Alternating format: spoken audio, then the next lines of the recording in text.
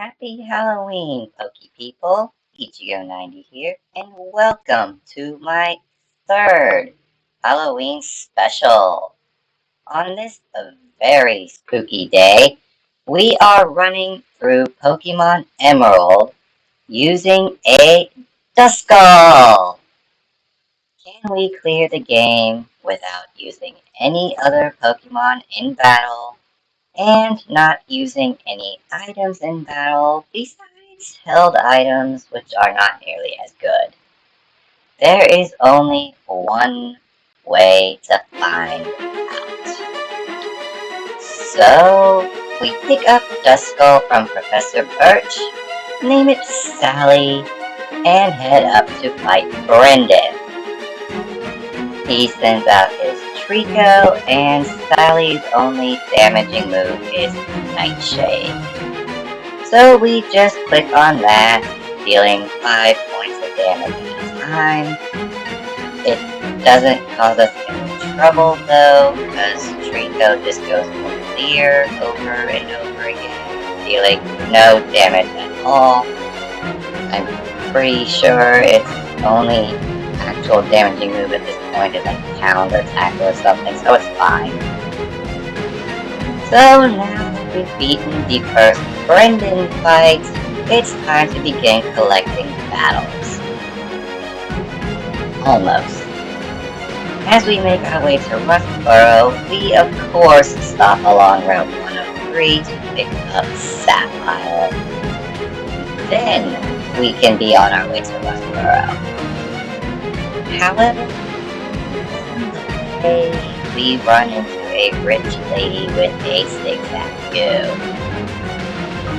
Unlike 2 years ago when I started this in red, Nightshade no longer works on normal types, so I have to waste all of my PP in order to struggle it to death.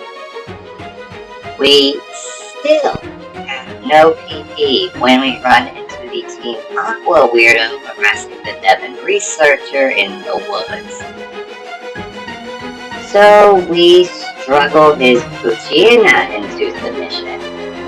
And with that done, now we can get to Rustboro and face off with Roxanne. However, level 9 is not nearly high enough. Our only damaging move is still Nightshade, and doing 9 points of damage at a time doesn't even get us through the first Geodude. We will need to grind for a bit.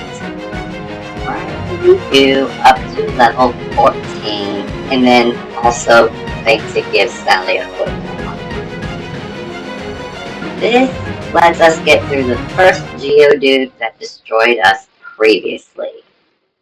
We also get through the second Geodude, and doing that levels us up to 15 just in time for the Nose Pass. Luckily for us, the AI seems to treat Rock Tomb as a status move. So, while it does quite a lot of damage, once Nose Pass is moving first, it doesn't go for it again. And that means we end up with the Stone Badge. As we leave the gym, we find the Team Aqua weirdo being chased by the Devon researcher, which is an interesting change from back in the woods. So we decide to run after them and into the Ruster Tunnel. As we enter the tunnel, we find that Santa has let his pet Wingull has been kidnapped. Dude, it's 8 p.m. You should know where your kids are. Well, into the tunnel we go. He still only has one Poochyena, and we have access to actual moves, 2 Nightshades, and we're done. We We've saved Pico, and Mr. Briny is willing to take us on his boat toward Dewford. But before that, Brendan stops us for a battle. We fail to 2KO his Wingull, and it looks like we might be able to 2KO Trico, maybe? But it hasn't turned out. It doesn't do enough damage to us to get out of range of Astonish, though. So there's no further obstacles between us and Brawly. Which, fun fact, none of Brawly's Pokemon are able to touch ghosts, which is crazy because in a normal playthrough, Sableye is like right there. They're just off to the west in Granite Cave. You'd think he'd have something to be able to deal with that.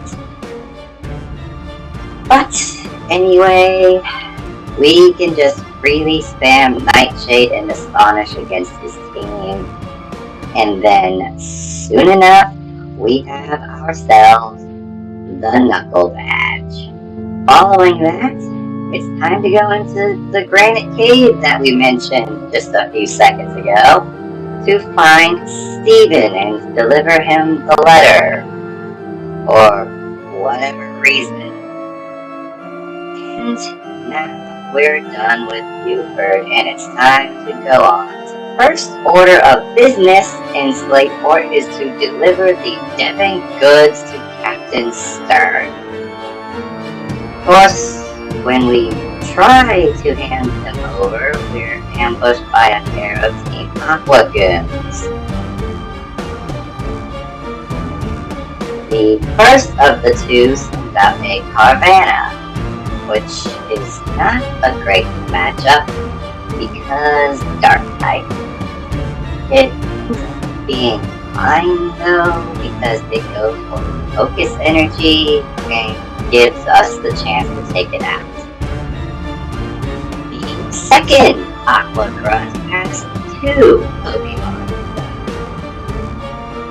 He sends out a Zubat, which at level 14 only has Leech Life or Astonish for damage, neither of which are very powerful. That only leaves another Carvanha. This one opens with Focus Energy, showing that it learned nothing from the other one, and we know that two Nightshade take it out. So, will we survive whatever this one does next?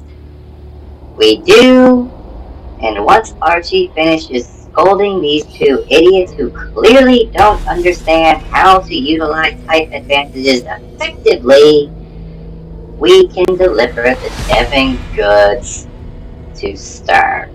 We teach Sally the move Thief via TM and start making our way north. Between Slateport and Malville, we run into Brendan, who wants to battle again. He opens with a Slugma, which tells us exactly what he wants us to do. We end up falling asleep against the fiery slug, but it can't do enough to defeat us. Robot gets much closer, but thanks to Confuse Ray, we survive. And then Wingull falls just short of defeating Sally. As we enter Malville, we find Wally lingering outside the gym, just blocking our way. We deal with him pretty easily and begin preparations for taking on the gym, including playing fun games at the local game corner. We don't use anything that we get from the game corner the first time around and fall to the floor. We then rush back in, having learned absolutely nothing, and get completely wrecked. Over and over and over and over. Eventually I wise up and talk Sally the move Ice Beam, which is one of the things we picked up at the game corner, and that helped. Somewhat. It still takes a long time and requires a little bit of luck. Our initial Ice Beam freezes the Voltorb, which prevents it from paralyzing us, and that allows us to face the Electrike without the risk of not moving. It's worth noting here that the speed drop from the paralysis doesn't really matter. Duskull is not outspeeding much of anything ever anyway. Magneton took a couple of Nightshade to go down, but now we can go into the Manectric unparalyzed. And the first thing we do is rob it of its Citrus Berry so that it can't heal, but we can. It pays off immediately as we end up healing right away, and then Nightshade is able to finish the battle, and we finally have the Dynamo badge in our case. With 3 badges now in hand, and the ability to use Rock Smash, we make our way up to Meteor Falls and find Team Magma stealing a rock. Alright. Up the volcano we go and find Maxie monologuing about making the volcano erupt while he's standing on top of it. Anyway, he leads off with Mighty Anna, which gets frozen by Ice Beam. On the very first attempt, I promise this is actually the first try of this battle that we've done in this playthrough. The 7-level difference is just a natural consequence of playing this short section of the game. Anyway, Zubat goes down in 1 hit, and Cameron tried to hit us with Magnitude, but since Sally has Levitate for her ability, it did absolutely nothing, allowing us to 2-shot it with Nightshade, even though we did miss 1. And it's the same attack. And with that done, it's time to take on the 4th gym, which means facing Flannery. After a great many attempts, we finally get a good run. It starts with Ice Beam just narrowly avoiding taking out Numel, which causes Flannery to not only waste Hyper Potion, but also a turn of Sun. Numel goes down a couple turns later. Slugma goes down without doing anything, and Cameron was dealing a lot of damage for most of our attempts. But thanks to our initial turn against Numel, it sets up Sunny Day and then goes down the next turn. And that just leaves Torkoal, which did over half with a sun-boosted Overheat. However, neither its Viper nor our Cranberry matter, because we somehow outspeed and KO with Nightshade. So it's straight down to Petalburg City to face off against our dad. This feels like it should be easy, right? At least somewhat. Sally's a ghost type, so she's immune to their normal moves. The problem is, most of them also have dark moves, which we're weak to. And that ended up mattering a lot in a lot of attempts. Eventually, though, a crit Ice Beam KOs the Spinda, though not before it got off its heater dance.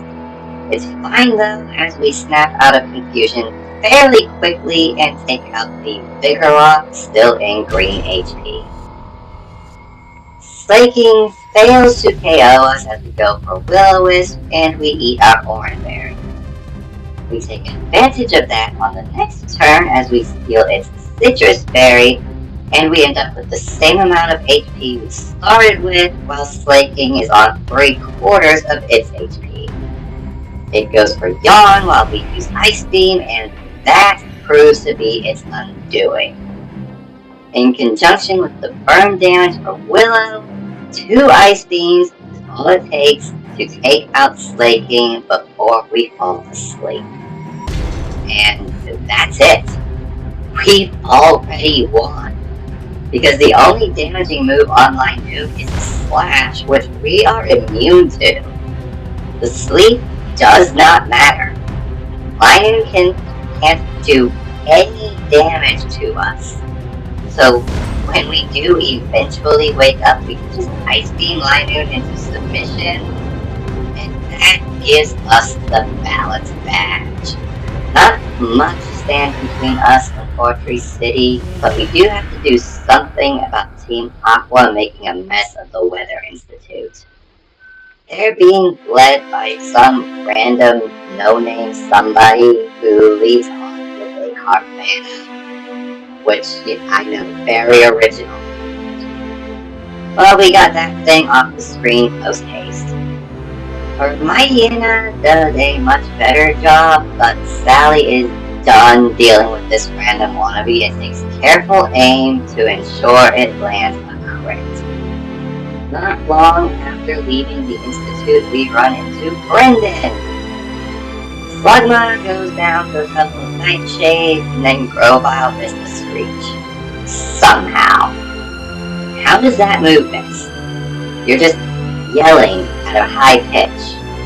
What, does the target just cover their ears like this and that's it? That's all it takes? Just cover your ears? Anyway, Teleper tried to be annoying with an attack, but Willow was able to whittle it down so that Nightshade could take it out. Winona's Swablu somehow survives the first Ice Beam, but doesn't manage to do anything with it. Tropius, however, is 4 times weak to ice. Pelipper, on the other hand, as we just saw, can be quite annoying. So we burn it to ensure damage every turn. And a few turns, a couple of Hyper Potions later, Pelipper finally goes down, only to be replaced by Skarmory. Skarmory is another annoying mon that we have to burn. But this time, the attack having effect of the burn also matters. However, Will-O-Wisp isn't particularly accurate, so it takes a couple of turns to get it.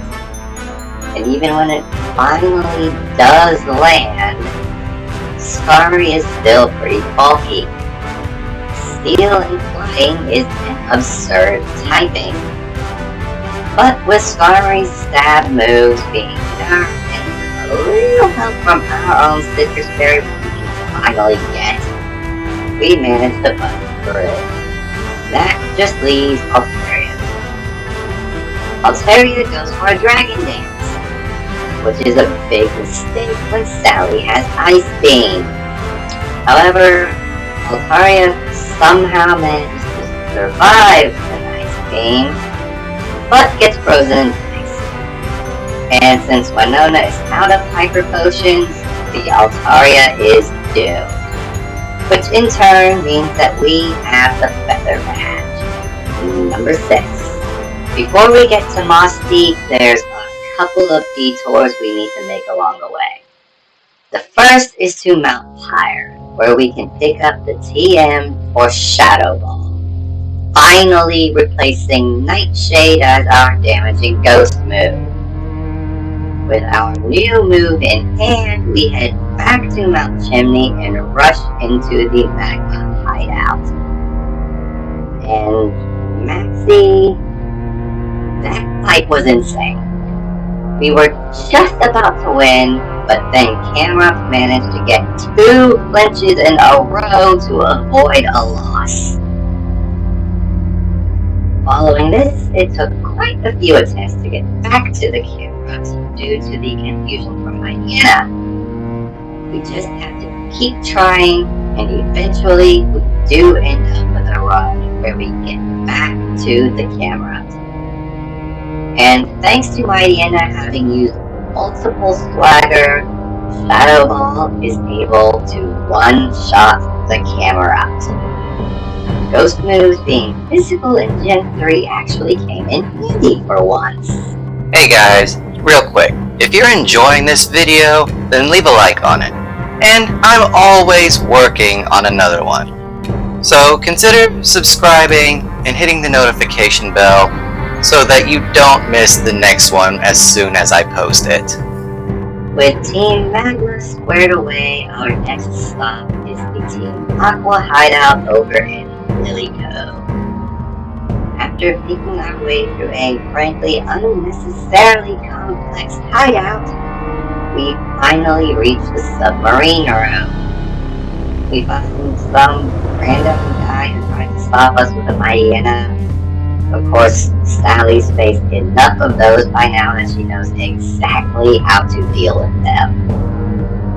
He tries to throw a curveball by sending out a goal bat, but this is exactly the kind of thing we pack Ice Beam for, and we win the battle easily. The submarine departs, and so do we.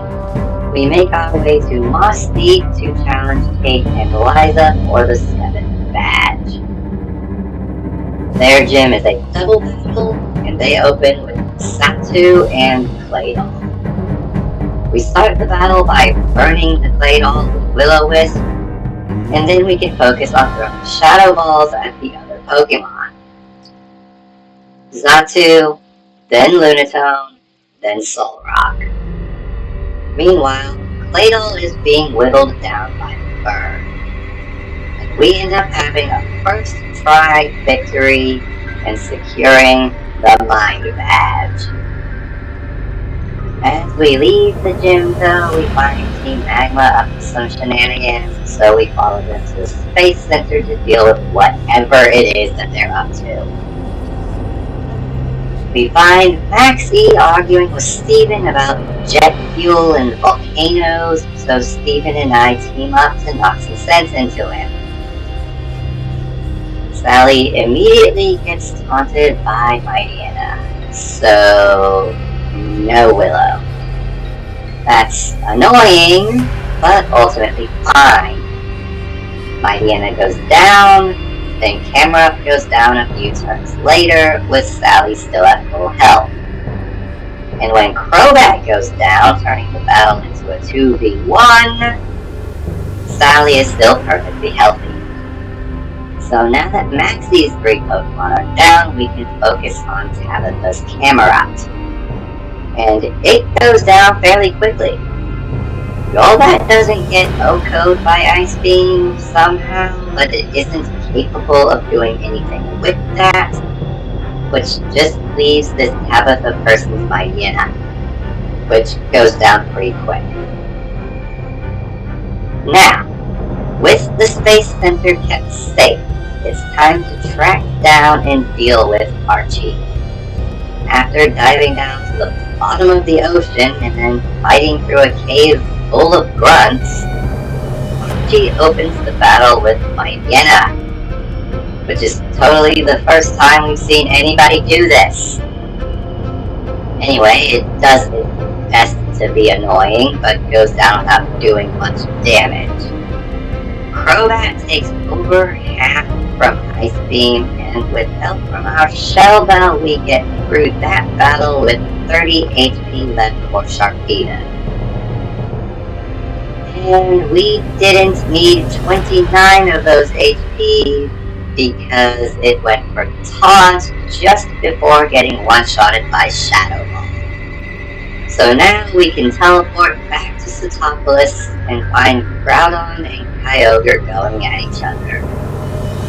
So we have to go get Rayquaza and settle whatever this nonsense. Stop shouting and napping! That then allows for the gym doors to open so we can go get the final badge. In attempt 1, Love Disc somehow doesn't go down to Shadow Ball. That is a bit shocking. It's a Love Disc. Its defenses are paper. Crawdaunt has multiple opportunities to destroy us, but didn't. Still, we're in red HP now, which means Whiscash can come in and finish what Crawdaunt started. We have some work to do. Eventually, we hit level 60. We also replace Speed with Calm Mind, and that all the difference.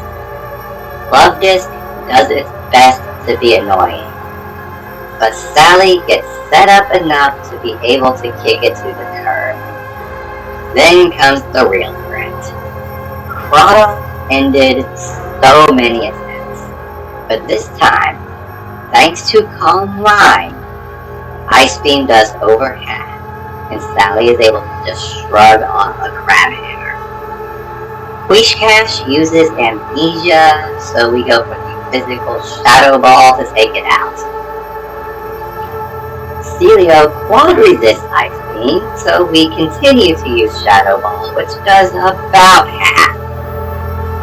And all that's left for us is the Kingdra.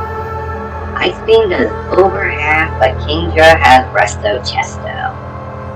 A few turns later, we go for Shadow Ball, which lowers special defense, despite being a physical move in this game, for some reason. Anyway, with that drop, another Ice Beam is able to take out the Kingdra, and that gives us the Ring Badge. So we can now climb the waterfall to get to Evergreen City, and upon entering the Victory Road, we find Wally. The battle opens promisingly, with Altaria going down to Ice Beam and Delcatty doing negligible damage before going down itself. Roselia missed the Toxic before surviving an Ice Beam, but didn't get to do anything else with it before it too went down. Magneton, however, was just as much of a problem as it was back when we faced Watson. On attempt number 2, we set up a few Calm Minds on the Delcatty, but we get hit with Toxic from Roselia. So now we're on a timer. It takes progressively faster and faster. This is enough for Ice Beam to two-shot the Magneton, but we don't have much HP left going into Gardevoir, who decides it's fun to use Double Team, but then gets one-shotted by Shadow Ball anyway. So nothing else of note happens in Victory Road, so on to the Elite Four, I guess. First up is Sydney, the Dark Specialist. This is a problem because Dark is super effective on Ghost. Luckily, it's also special, and we have Calm Mind. So we set up a few of those against Mightyena, and Ice Beam just barely doesn't one-shot. Twice. Mightyena goes down and Cacturn comes out. It also goes down, but not before getting on the Leech Seed. Up next is Shiftry, who tries to set up a double team, but Sally sees right through that. Crawdon. Crawdon sets up a Swords Dance, but immediately gets frozen and can't do anything with it. Now all that's left is Absol.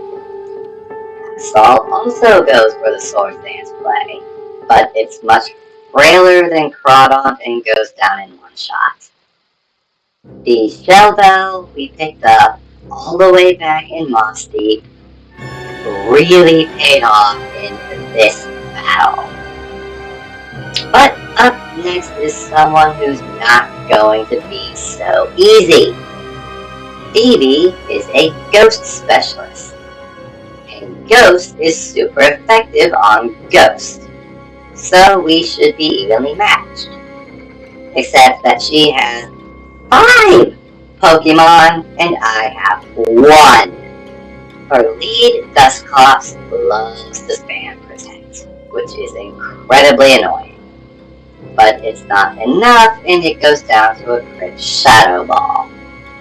But then Banette comes out and lands its own crit Shadow Ball. So time for attempt 2, then 3, then 4, 5, 6. I spent so long in this spot. Eventually, I decide to go out and get some leftovers. And using the apple core, we get a run where we can set up a few calm mines against Duskull, and then have a good amount of HP for the first Banette, which really wants to hold a grudge, and we take full advantage of that tendency. The first Banette gets replaced by the second Banette, and this one deals a lot of damage before going down to an ice beam. That brings out the second Duskull, who gets outsped and hit with a crit ice beam, bringing in Sableye. Sableye similarly gets outsped and goes down to Shadow. Things get easier from here, right? No more super effective matchups? Haha, wrong. Glacia has multiple bulky Pokemon, and she sets up Hail, which cancels out our healing. After burning the lead Celio, we manage to set up a few calm mines to resist the ice and water staff that Glacia will be sending our way. The burn whittles down Celio to where a Shadow Ball can take it out. We set up a couple more calm mines, and Glalie Crunch barely does anything. We continue spamming Shadow Ball at Glalie until it goes down. The second Glalie comes out and sets up Hail, and we throw a Will-O-Wisp at it to help KO it faster. This helps immediately as Glalie uses Shadow Ball and then goes down to us using Shadow Ball. Shadow Ball spam continues against Celio number 2 until it goes down, with Glacia even burning another full restore. We like when they use their full restores on a Pokemon other than their ace. Walrein gets us down to red HP, with some help from the prior Celio's Hail. But a Shadow Ball crits just in time, and we can move on to Drake. Drake's lead Shelgon, like Phoebe's lead Duskull, likes to spam Protect. So we use that to our advantage and burn it before we start setting up Calm Mind. Shelgon eventually goes down, and then Flygon gets off a crunch that drops our Spadef before it goes down. Salamence then proceeded to clinch us with Rock Slide before finally taking an Ice Beam to the face, and then Alterius Aerial Ace KO Sally. Attempt number 2. We start the same way. Burn Shelgon, Calm Mind, Ice Beam. Flygon got off a single crunch that did barely anything before Ice Beam took it down. Then Salamence proceeded to get 2 Rock Slide clinches in a row before finally going down. This time though, rather than Aerial Ace, Altaria goes for Dragon Dance. Ice Beam to the face knocked it out. Kingdra did the exact same thing, and now we're on to the champion. And his Wailord is a problem primarily because of Water Spout. This is a move that does more damage based on how much HP the user has. And Wailord has a bunch of HP. We need to do something about that. We start with a Shadow Ball, and then go for Willow. Following that, Water Spout did over half and loses attempt 1. Following this, I made several attempts at this battle. Most of them lost to Toxic Poison. Eventually though, I started trying to freeze the Wailord, and it worked. That get fully set up with Calm Mind. That is turn allowed me to tank even water spout while taking out the whaler. Tentacruel goes for hydro pump and does very little damage before going down. We've now avoided one of 2 toxic users. Ludicolo was particularly annoying. It uses double team a lot and also has leech seed. We managed to take it out before it uses said leech seed. Wishcash comes in next to use amnesia, weakening our ice beam, so instead of that we throw Shadow Ball at it until it goes down. Gyarados survived an ice beam and got off Dragon Dance. Wallace tried to save it with a full restore, but Ice Beam put it back to red. Wallace keeps trying to save the Gyarados, and it keeps not working until Ice Beam crits, and now there's only Milotic left. Unfortunately, Milotic is the second toxic user, and Wallace still has several full restores left. So, we throw our last 3 Shadow Balls at Milotic. One of them gets a Spadef drop, which is handy. However, we still run out of Ice Beams before Milotic goes down. And to top it off, we did get hit with Toxic. We are very close to losing here, but there is still a way out. I managed to hit Milotic with Will-O-Wisp, and after a couple more turns, we managed to beat Wallace. So now, we can move on to the real champion, Steven Stone. One thing of note here, Skarmory has Toxic. But if we can get through the Tin Chicken without being hit by Toxic, we're good. That's the only thing on his team with that move. So, we make our way to Meteor Falls, get through the cave, and initiate our final battle. The first thing we do here is burn Skarmory with Willow. That weakens its attacking moves and does chip damage every turn while we set up Calm Mind. All we have to do is avoid Toxic. And of course, eventually that is what happens. Eventually. This was not a first try victory. After Skarmory, Steven sends out Metagross. Let's see how much Ice Beam does, and it froze. Not much damage though. What about Shadow Ball? Not much better. But maybe we can get a Spadef drop. No drop, but Metagross fails to thaw and ends up going down. I will not complain about that. After Metagross is Credilli, but that doesn't last long or do anything of note. Claydol, though, manages to set up a Reflect before Ice Beam takes it out. Aggron succeeded in launching a Solar Beam, but its special attack is atrocious and we have maxed out special defense, so that doesn't matter.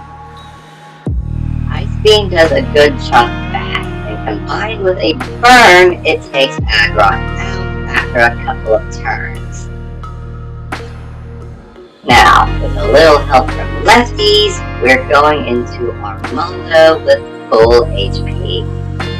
Now, the thing with Armaldo is it has shell armor. It cannot be crit. Also, it has ancient power, a rock move that has a chance to raise all of its stats by 1 stage each. So we burn it to reduce the amount of damage it can do. We then Ice Beam, which puts it in full restore range. So we go for Willow again so that it gets burned before it can do anything else to us. Perhaps a Shadow Ball will lower Spadef? It doesn't, but maybe it's in Ice Beam range now? It's not, but the Ice Beam put it into burn range. And there you have it, folks. Pokemon Emerald. start to finish using Duskull. 20 hours and 31 minutes in game time. Let's give it up for Sally. And be sure to like this video if you enjoyed it and subscribe to the channel for more. And until next time, I am Ichigo90 and I am blasting off again.